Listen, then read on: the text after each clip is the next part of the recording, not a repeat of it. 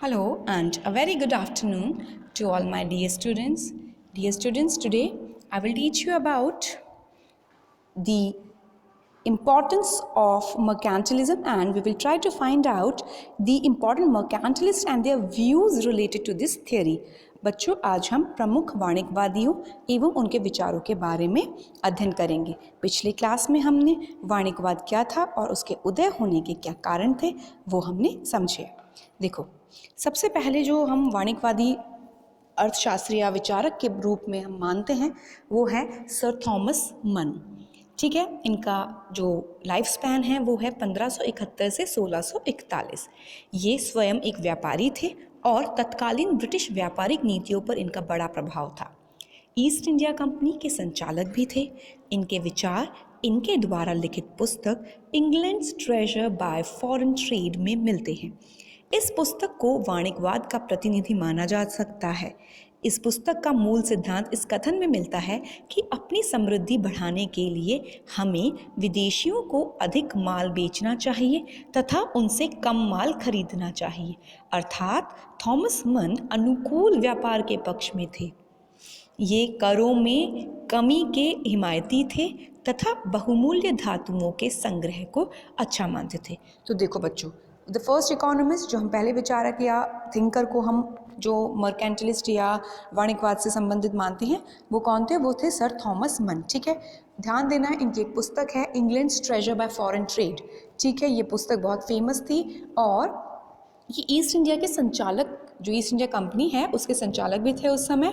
और इनकी पुस्तक ने वाणिज्यवाद, इनको एक तरह से हम वाणिज्यवाद के प्रतिनिधि, रिप्रेजेंटेटिव ऑफ मर्केंटलिस्ट भी कहते हैं। इनका जो मूल सिद्धांत या कथन था वो था कि हमें जितना ज़्यादा हम फॉरेन ट्रेड करेंगे उतना हम फायदे में रहेंगे और अनुकूल व्यापार, फेवरेबल ट्रेड के पक्षधर थे। ये प्रतिकूल व्यापार नहीं, अनुकूल व्यापार के पक्षधर थे। ओके, फिर हम बात करते हैं जॉन लॉक की। इनका जो समय काल था वो था 1632 से 1704। जॉन लॉक का नाम अर्थशास्त्र की अपेक्षा दर्शन के क्षेत्र में अधिक प्रसिद्ध है। उनके आर्थिक विचार प्रकाशित उनके निबंध संग्रह ऑन सिविल गवर्नमेंट में मिलते हैं। वे व्यक्तिगत संपत्ति में विश्वास करते थे। मुद्रा केवल विनिमय का कार्य करती है, ये उनकी विचारधारा थी। मुद्रा का मूल्य कल्पित है। वे अनुकूल व्यापार संतुलन के भी पक्ष में थे। जॉन लॉक की भी विचारधारा जो है वो हमें थोड़ी थॉमस मन जैसी ही लगी। और ये क्या थे? दार्शनिक थे, फिलोसोफर थे, ना कि अर्थशास्त्री। लेकिन इनके कुछ विचार थे जो दर्शन शास्त्र के साथ साथ अर्थशास्त्र विषय के बारे में भी हमें जानकारी प्रदान करते हैं। तो इस अकॉर्डिंग हमें इन्हें अर्थशास्त्री के रूप में भी पढ़ना चाहिए। ठीक है, और फिर हम बात करेंगे डेविड ह्यूम की। डेविड ह्यूम भी एक दार्शनिक थे। मुद्रा, ब्याज, व्यापार संतुलन, व्यापार आदि पर उनके आर्थिक विचार उनके निबंध पॉलिटिकल डिस्कोर्सेस में मिलते हैं। उनके अनुसार उद्योग, कला तथा व्यापार राजा की शक्ति को बढ़ाते हैं तथा प्रजा की खुशहाली भी लाते हैं। उन्होंने मुक्त व्यापार के गुणों की चर्चा की थी। ह्यूम के अनुसार अनुकूल व्यापार देश में सोना चांदी लाता है। लाभ की मात्रा बढ़ने से उद्योग व उत्पादन दोनों में वृद्धि होती है। अब देखो, डेविड ह्यूम भी एक अर्थशास्त्री हैं जिन्होंने, ये भी क्या है? दर्शन शास्त्री थी।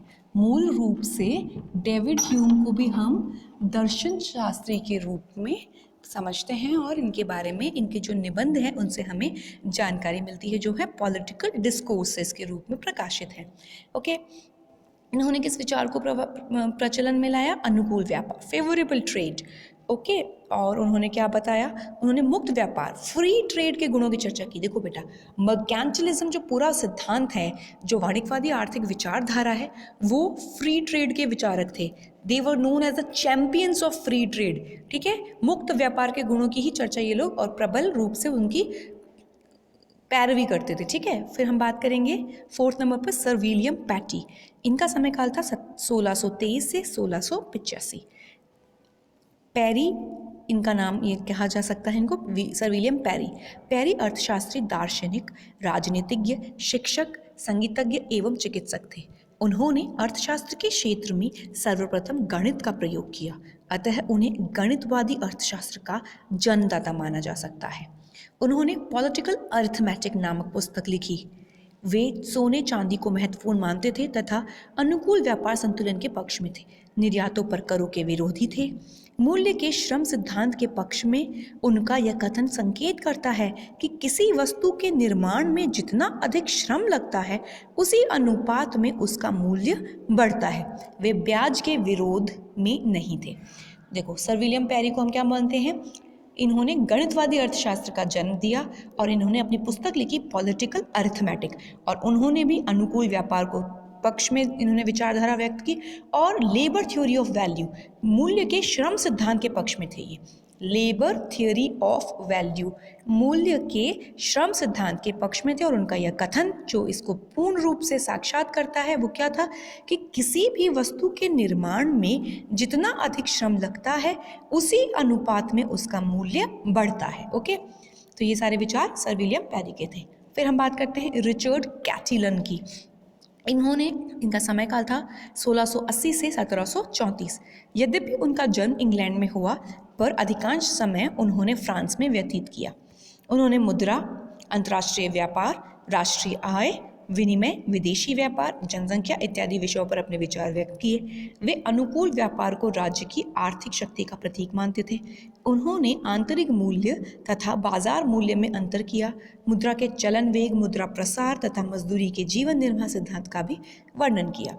फिर हम बात करेंगे सर जेम्स स्टुअर्ट की। इनका एस जे स्टुअर्ट्स, ठीक है, 1712 से 1780। इनकी पुस्तक थी प्रिंसिपल्स ऑफ पॉलिटिकल इकोनॉमी, जो प्रकाशित हुई 1767 में। उन्होंने लाभ, मूल्य सिद्धांत, भुगतान संतुलन, श्रम आदि विषयों पर अपने विचार व्यक्त किए हैं। ठीक है, स्टुअर्ट ने एक पुस्तक लिखी थी प्रिंसिपल्स ऑफ पॉलिटिकल इकोनॉमी। और फिर हम बात करेंगे, ये सारे जो विचारक थे, इनके अलावा Dudley North, Antonio Serra, sir Josiah Child, Colbert, Charles Davenant, मैटिनीज आदि विचारक भी वाणिज्यवादी विचारकों में शामिल थे। अब हम थोड़ी सी वाणिज्यवाद की कुछ विशेषताएं हैं उनके बारे में पढ़ेंगे, और ये हम पढ़ेंगे अगले क्लास में, वाणिज्यवाद की कुछ विशेषताएं।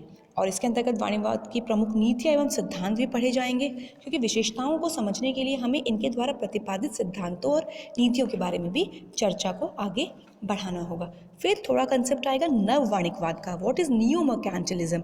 फिर हम देखेंगे वाणिज्यवाद की आलोचनात्मक मूल्यांकन की, कैसे ये जो थियरी है मर्केंटिलिज्म की, इसका आलोचना की गई और कैसे नए सिद्धांतों ने इसके स्थान पर अपनी जगह बनाई। और नए सिद्धांत कौन से थे? प्रकृतिवाद, फिजियोक्रेसी जो था ना, फिजियोक्रेट्स, प्रकृतिवादी, इन्होंने वाणिज्यवादियों का स्थान ग्रहण किया और आगे चलकर इन्होंने अपने विचारों को अपने कार्यों के रूप में विचारकों और चिंतकों के साथ व्यक्त किया। ठीक है, thank you so much for listening to this video.